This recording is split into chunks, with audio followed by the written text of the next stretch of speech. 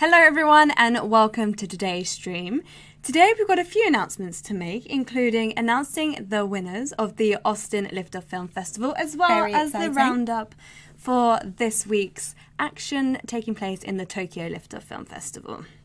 Absolutely. Well, I think we're going to kick off with Austin because it's been, 5.5 weeks now? It's been a long festival and it has been fantastic to see so many people involved in it who are based in Austin and in Texas and in America as well as the rest of the world. So I think this is probably the biggest festival where we've seen so many people from that city, isn't it? Yeah, it definitely has been. And this is a new addition to the lift-off circuit. So it is great to see that many people have engaged with it since it was a last-minute addition that we decided to go there. So we heard about all the culture blowing up down there and we thought, we've got to get We've got to join in. We have to join in. If you are watching, the chat room is open, so do feel free to say hello. Tell us about any of the films that you've been watching this week, and if you want to give a shout out to everyone, do it in there. Absolutely. Okay, well, in that case, let's start with the Austin winners. Shall we do a little drum roll? I feel let's do it, a little drum roll. We're going to do it here. Please. And the winners are... So huge congratulations to Swipe, directed by Anthony Sneed. So this is a short film that will be screening in Austin in 2022. Live screenings. We're really hoping for this, and we've been saying it for a while, but we cannot wait to be back in the cinema, and Swipe will be joining us there. Absolutely. So Anthony, look out for an email and you'll have all of the information and your winner laurels on your way shortly. Fantastic. Huge congratulations.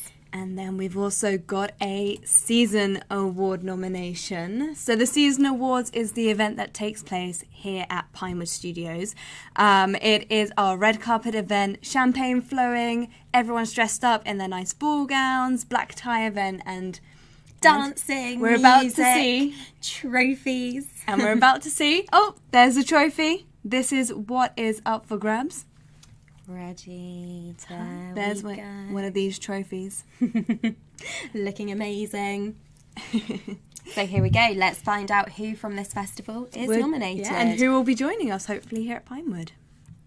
It's 1618, directed by Louis Ishmael, which is nominated for Best Art Direction. This feature was, everyone was loving it. It scored very highly in both the audience and the judges voting, actually, which is interesting.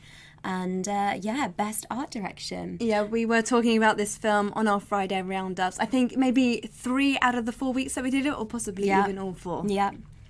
Also worth noting, though, that anybody who went through to the network round in all of our festivals could still be nominated in the Season Awards. There's always a couple of nominations handed out throughout the year, and then in December, all of the rest of the slots are filled. Yeah. So and we look back, as Claire was saying, we look back over the whole season. We go into each of the festivals and look back on what the audience were loving, what the jury were loving, and then we fill those slots in. Yeah, so anyone who went through to any of our network rounds, stay tuned because you never know. But then that's not everything. We also have the Audience Choice Awards, which is something you love these. I love these. These are amazing. Absolutely love these. So we will be inviting a handful of filmmakers to join us on our YouTube stream, where we'll be delving deeper into their projects, finding out a little bit more about each of the films, their inspiration behind them, what they overcame to make it, and what they're planning to do with their films after the festival circuit has finished for them. So, should we find out who our filmmakers joining us will be? Let's see. Wow, so we've got 4 filmmakers joining us there. So we've got The Anthology of Julius, directed by Ophir Bekpa. We've got Gar-U, directed by Katana Banks-Kota. A Man of Anxiety, directed by Michael Tibbets. And Hellbent, directed by Enrique Fabian Hernandez. Huge congratulations to all 4 of you. Yeah. We really look forward to getting you on this YouTube channel. As Nat said, it's always lots of fun. And likewise with our Season Awards nomination and our overall winner, we'll be sending out emails to all of you, so do look out for that in your inboxes. Absolutely. Well, I think it is now time then to switch over to Tokyo and look at the latest stats from the festival. So let's kick off with our New Voice shorts. Absolutely. So the New Voices shorts, we've had 151 viewers so far with 1,252 playthroughs and are currently standing on 26 countries that have tuned in. That is a huge number of playthroughs. It's and massive. We always see that jump up massively towards the end of the festival, which we are now approaching. Yeah. So let's find out who our top 3 are for this week. So For Her, directed by Valerie Requiem, from Hong Kong. Jane struggles to write a story about rape, but ends trapped in her emotions and she attempts to capture the impossible. So this is a student short film. It's experimental. It's 7 minutes long and it is currently on 19 votes, which is incredible. So well done. Then we've got Sunny Afternoons, directed by Ricky O'Neill from Ireland. 2 old friends have met on the same beach for over 40 years. One day, things drastically change and their meetings are no longer the pleasant things they used to be. So this is a short film. It's 6 minutes long, set in Sunny Island. I say Sunny Island? Apparently sometimes. And it's on 17 votes, so not far behind. Yeah, very exciting. Okay then, on to our Trendsetter shorts. This is another programme that's got lots of viewers, almost on 100. We are on 93, so I'm sure we'll surpass 100 very shortly. 837 playthroughs, so also a lot of film watching going on this programme. We've got people tuning in from 22 countries at the moment. So let's have a look who's in the lead. So on 10 votes, we've got Song of the Open Road, the story of the Southern California youth chorale, directed by Melissa Dowler. In the 60s and 70s, the Vietnam War and the Cold War raged on, and it seemed like the world would come to an end at any time. The teenagers of the day had decided to tune in, turn on, and drop out with drugs and the counterculture. Very cool there. So if you're looking for a documentary short all about culture and some interesting part of history that you didn't know about, tune in to this. And then, sorry, mouse not really playing game today. It's not playing game. It says it's Friday. First of all, the computer, hence why there's slightly delayed start, and now the mouse. Okay. Here we go. I'm just going to leave it there in that corner. Yeah, just ignore it. And then again, this animation got a shout out last week, so still doing really, really well in the votes. Yuan and the Holo Monster, directed by Catherine Chen. As we heard last week, this is a personal story based on family members and memories from all of those hurricanes. And the film centres around the director's younger sister and their childhood growing up Chinese American. Nice. There we go. Nice pop of yellow in the poster as well. Yeah. And we get so many great animations in this festival, don't we? Tokyo, year upon year, has been the festival for animations, and it is a lot where we pick our season award nominations in the animation category. So I'll be excited to see if the trend still continues, and we'll be sitting here in a couple of weeks announcing which season award nominations are for sure. there. So there we go. That was Trendsetter Shorts. So then the judges select shorts. So the judges select... There we go. It is on 78 views with 778 playthroughs and currently 24 countries. I reckon if we pulled up the map, it would be blue everywhere. And we're covering all corners of the globe. Very cool. Let's find out more about the film. So Irises, directed by Yuan from the USA. Following their mother's funeral, Izumi and Mikiko return to their mother's home to confront a life without parents. Japanese-American immigrants, the two sisters occupy new roles as they only exist generations of their family. This is a short live action, 15 minutes long, and are currently on 8 votes. So Takeout, directed by Tancredi Lo Casio from the UK. A seemingly content married couple are tending to household tasks when they're within their luxurious apartment. Ooh, that's a mysterious logline. I know, there's a big twist in this short, and it's only 4 minutes, so we took the twist out of the logline so that you all go and watch it. Again, people are loving this, and I'm not surprised, so go and check it out. And it's currently on 10 votes. Fantastic. Trendsetter features. We have a lot of films on 2 votes here, so we're going to shout out the one film that's on 3. There's still plenty of time for people to get their votes in. We've currently got 31 of you tuning in to watch these. 267 playthroughs. So with feature films, remember, that is a lot of hours clocked up. People are watching from 19 different countries on this programme. So like I said, the cards that we were dealt is on 3 votes here, directed by Jennifer Davis and Andre Blaze Rogers. Dealing with domestic abuse is difficult and can send generational waves of destruction.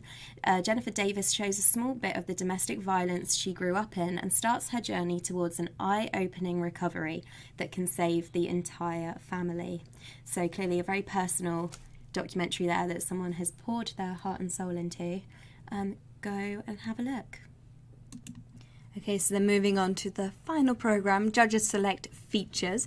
So we have 22 viewers from, and currently on 73 playthroughs, and 10 countries currently watching. Let's find a little bit more. Okay, so La Flamme Rouge, directed by the Mays brothers, is a German film.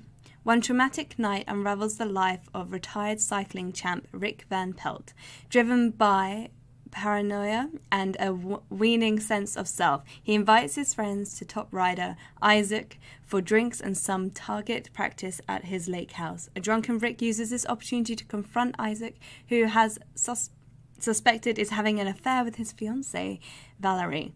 The night takes a sudden and unexpected violent turn. So this is a feature film. This is our feature program. It's 93 minutes long, and it's currently on 8 votes. Take it away, Claire. So Why We Fight, just behind on 6, directed by Jeremy Norrie. It isn't easy to have a successful career in combat sports, so why is it so common for athletes to train and stick with it when they face adversity? These 3 fighters from different disciplines tell their stories of personal struggle and how they have used martial arts to empower themselves and help others in the future. You love a sport documentary or film. Which we will talk about in a moment. But yes, anything to do with sports and tying it in with film and documentary, that's something for me. Nice. And then we've got Companion by John Barbon. So if you have been following our festivals this year, this film has come up in several of the Liftoff festivals, and it's back. It's joined us on a roundtable. It has joined us on a roundtable. So if you've watched this and you think it's a fantastic film, go and listen to John talking about it in our Berlin roundtable. Great. So, across a post-apocalyptic landscape haunted by malicious spirits known as companions, a guilt-stricken woman must choose to abandon her husband or die with him. This is an hour and 40 minutes. It's a horror film and is currently on 6 votes. There we go then. So that sort of concludes the roundup of that festival for the time being. As we said, there's still so much time for people to choose for their 2 favourite films if they're still undecided. I mean, you've still got, just under 2 weeks to cram in as many of these films as you can. So on Monday, you'll be joined by myself and Carla, another member of the Liftoff team, and we'll be going through some of the judges' insights for the Tokyo Festival. So much like this roundup was all about the audience choices, we'll be looking at some of the judges' insights. So do join us for that at 1 o'clock on Monday. Yeah, very cool. Worth mentioning, just to reiterate, that because we've got our judges going through all of these programmes as we speak, judges based in different countries, so they're probably watching them at all different hours of the day. Yes, they are. Deciding which judges' selections will be going through to the Network Round. Let's talk a little bit about the Network Hub. Yes, so there's been lots of activity on the Network Hub, lots of people asking questions, and we hope that we've been able to answer those and connect you with other filmmakers. But we have just released our next film, and our next award-winning film for the Filmmaker Retrospective, Game by Jeannie Donahoe. So this went live at 10 a.m. this morning. Jeannie is active on the comments in the YouTube channel, or on the YouTube channel, so do make sure to check out this film, give it a watch, and ask her any questions you may have. Yeah, this is a wonderful film. As Nat was saying, it's a socio-sport drama. Lots of different issues there being tackled, lots of gender issues. So it's just fantastic. And do comment on the YouTube channel. Let us know what you think about it. What else has been going on in the Hub recently? We've had lots of people sharing with us things that they're looking for. So, yep, there's also an option here about short film funding. So if you're currently looking for funding for your short film, this is an amazing initiative. Click on the link within here and find out more. But you can get up to £7,000 or $10,000 towards your short film. Amazing. You can do a lot with that. You can do a lot with that. You can even... We've seen people do wonderful things with much less. And you can even, if you're ambitious, maybe take that money and make a micro feature. There you go. Which is actually something we're going to be talking about on this YouTube channel soon. All the different ways that you can embrace micro budget and really make that money work for you. Make the most of it. Yeah. Yeah, lots of people introducing themselves and using this. We love seeing it. Yeah. It's really, really cool. Keep talking to us on here. Keep connecting with each other. And just because you just hover over the online now section. Yeah, absolutely. So this online now section, if you are a filmmaker and you have access to this, you can also speak to anyone who is also within the platform, i.e. most of the filmmakers taking part in the Tokyo Festival, the Austin Festival, and all our previous Liftoff festivals. Simply click on them or and that you near can... you option. Near you option. That's a really great way of filtering people that are in the same city as you. And it is simply by clicking onto them, you can start communications and start chatting to them. So it's a great way to meet other filmmakers. Absolutely. Well, thank you so much. I think that's everything from us for now. Like they said, Natalie and Carla will be back on Monday with the judges' insights. We will. Until then, have a wonderful weekend. Thank you. Bye.